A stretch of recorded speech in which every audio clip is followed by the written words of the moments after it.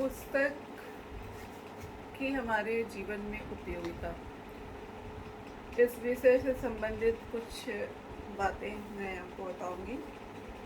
ये एक टॉपिक है कि पुस्तक का हमारे जीवन में क्या महत्व है, या फिर दूसरा क्वेश्चन आ सकता है कि पुस्तक हमारा उत्तम साथी है, मित्र है। पुस्तक विदेशों में मित्र का काम करता है, ऐसे भी क्वेश्चन बन सकता है। तो इस बात को ध्यान में रखिएगा।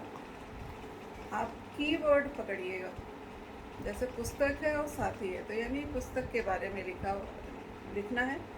इस चीज़ की आपको जानकारी होनी चाहिए, और जब इस चीज़ की जानकारी होगी तो शायद आप सही ढंग से लिखोगे। तो ये पुस्तक उत्तम साथी है, मान लीजिए ऐसे टॉपिक आता है, तो आपको क्या दिखाना है उसमें भी। आप अभी पहले ही मैंने बताया था कि हमेशा हमें प्रस्तावना से शुरू करना चाहिए। प्रस्तावना में सारी बातें लिख देनी है।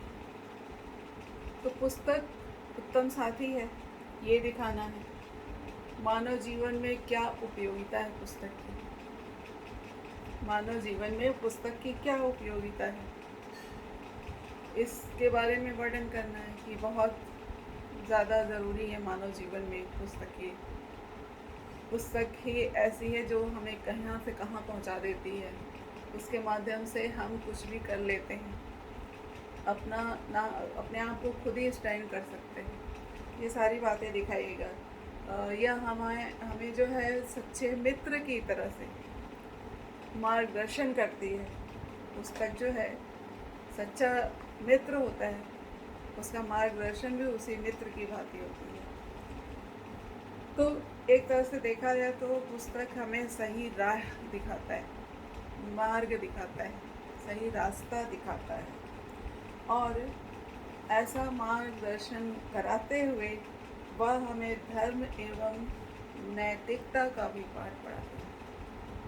वो उत्तम मार्ग तो दिखाता ही है, साथ में क्या करता है, धर्म और नैतिकता का अच्छे से अच्छा हमारे जीवन के लिए क्या फ़ायदेमंद है उस चीज़ की सीख देता है, उसे बताता है, सही गलत का अंतर समझाता है। और अवकाश के क्षणों में अगर हम देखें तो यह हमारा सबसे उत्तम साथी है, हमें डिप्रेशन से भी बचाता है।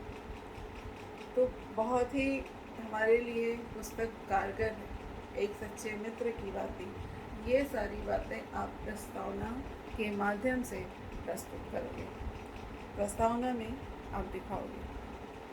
वैसे ये इस विषय जो है आपके बुक्स में दिया हुआ है, तो लेकिन आप थोड़ा अपनी भाषा भी प्रयोग करके और जो यहाँ बताया जा रहा है वो प्लस जो बुक में, दोनों को मिक्स करके इसे आप सही ढंग से लिखोगे।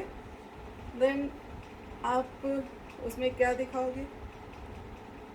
मान लो ये पूछ लिया जाए कि आपकी कौन सी प्रिय पुस्तक है, मतलब सच्चा मित्र है, प्रिय पुस्तक है, तो जो आपको प्रिय पुस्तक है वो भी आप लिख दोगे आराम से। तो उस जब प्रिय पुस्तक है तो उस पुस्तक का नाम डालना होगा, पुस्तक जो लिखा है लेखक उसका भी नाम डालना होगा, और उस पुस्तक के बारे में थोड़ा सा संक्षेप में भी लिखना होगा।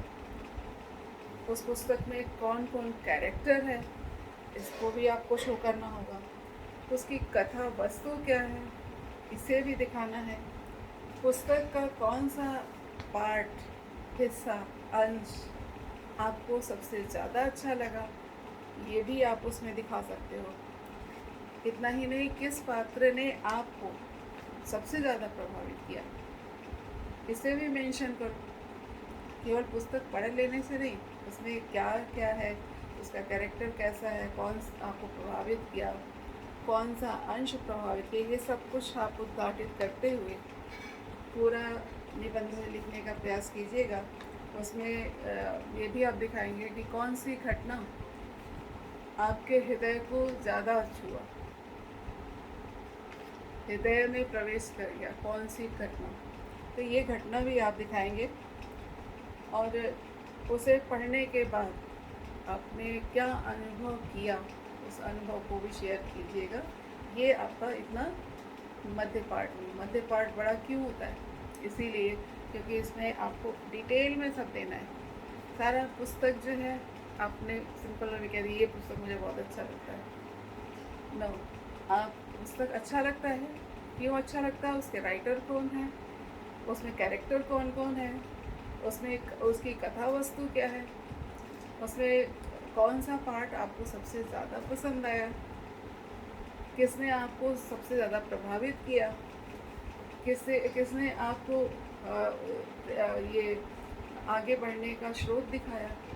तो ये सारी बातें आप लिखोगे। और ये सब लिखते समय आप ज़रूर ध्यान में रखिएगा कि आप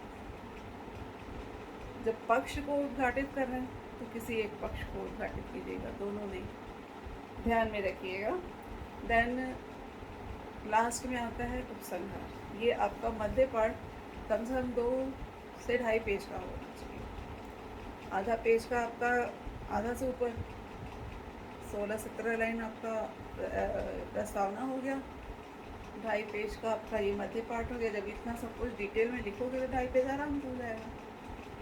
एंड उसके बाद आपका 5-6 लाइन आपका कंक्लूज़न, तो कम से कम आपका 4 पेज का निबंध हो जाएगा, आप लिख लेना। और प्लस वो 4 से ज़्यादा भी हो सकता है। सिचुएशन क्या है कि आपने 3 एग्ज़ाम्पल दिया और 3 एग्ज़ाम्पल देते समय जब एक एग्ज़ाम्पल दिया आपने प्रेजेंटेशन पे भी ध्यान दिया, और प्रेजेंटेशन पे ध्यान देते समय आपने क्या किया, एक लाइन स्किप करके उदाहरण लिखा, उदाहरण कंप्लीट हुआ, फिर क्या किया, एक लाइन स्किप करी, फिर आगे की बात की। तो ये इसको कहते हैं प्रेजेंटेशन। प्रेजेंटेशन पे भी मार्क्स डिपेंड करता है, लैंग्वेज पे भी होता है, लोकल लैंग्वेज नहीं। आपको हमेशा इस बात का ध्यान में रखना है, चूँकि साहित्य है तो साहित्यिक शब्द का ही प्रयोग करें, लोकल भाषा का प्रयोग बिल्कुल ना करें। और हो सके तो तत्सम के शब्द प्रयोग कीजिए, तद्भव के नहीं। तद्भव के शब्द आपके व्याकरण में नहीं आते हैं, हमेशा तत्सम के शब्द ही यूज़ किए जाते हैं और उसी पे मार्क्स मिलते हैं। तो प्लीज़ कोशिश कीजिएगा कि तत्सम के शब्द यूज़ हो। तो ये आपका पुस्तक के उत्तम साथी है आपका, तो आपने दिखा दिया कि उत्तम साथी है, तो क्यों साथी, कौन सा पुस्तक आपका सबसे ज़्यादा प्रिय है, तो उसके राइटर कौन है, क्या क्या करना चाहते हैं, ये सारी चीज़ें आपने उद्घाटित कर दिया। तो उपसंहार लास्ट में बचा, तो क्या करेंगे उपसंहार में, पुस्तक क्या है आपको अच्छी लगी, उसमें आपको सबसे ज़्यादा जो प्रभावित की वो बातें आप दे दोगे। उसमें आपको क्या किया, प्रोत्साहित किया, आत्मविश्वास दिलाया और धैर्य रखना भी सिखाया। तो ये सारे पार्ट को आप लिखोगे, इसलिए हमारे जीवन में ये पुस्तक जो है उत्तम साथी है। रीज़न दे देंगे कि आपको क्या क्या दिखाया उसने, कैसा रहा दिखाया, किस तरह से आपको करना है, ये सारी बातें उसने दिखाया। इसलिए क्या हुआ, पुस्तक आपका उत्तम साथी हो गया। विदेशों में भी पुस्तक ही सहारा रहता है। आप विदेश जाते हो तो बिना पुस्तक के सहारे आप वहाँ जा ही नहीं सकते। तो ये किस तरह से मदद करता है, इस बात को विशेष ध्यान दीजिएगा। ऐसा करते हुए वैसे मैं इसको आपके अटैचमेंट फाइल में भी डाल दूँगी, आपके बुक में भी है, आप लिख लेना। सिर्फ कैसे लिखना है ये चीज़ मैं बताऊँगी, और पूरी तरह से लिखना आपका काम रहेगा। ओके।